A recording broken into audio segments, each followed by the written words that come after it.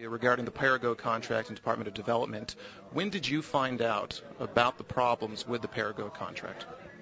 I'm not sure exactly when I found out about that.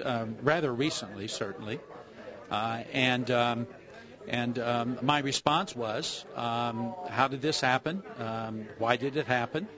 And initially, we thought that perhaps we just simply did not have access to the information regarding this company's propensity to outsource some of the work.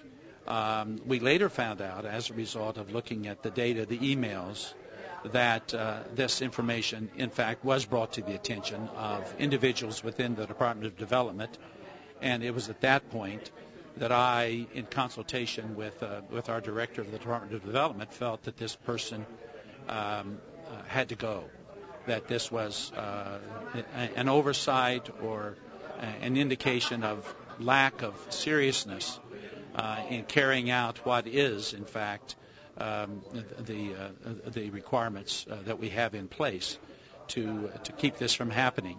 And so it's unfortunate.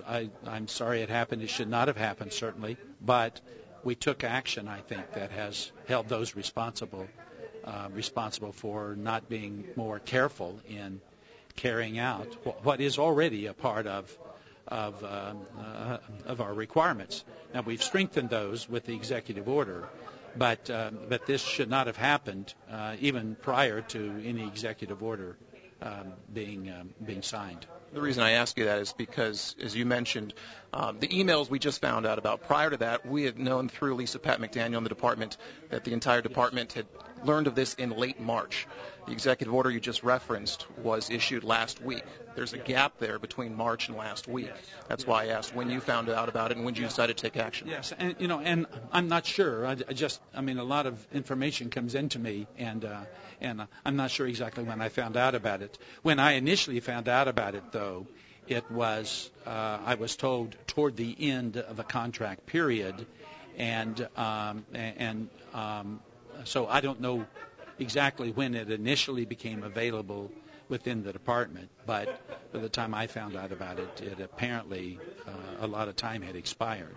Is that the sort of issue you would expect to be informed of right away?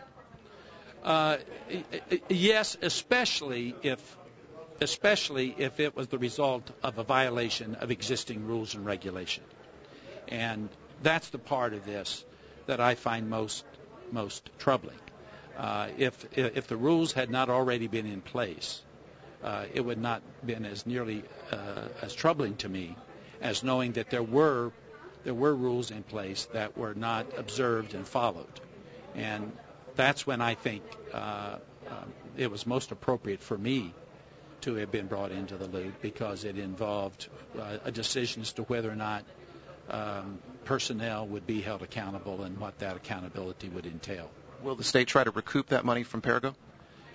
I don't know that that's possible. We'll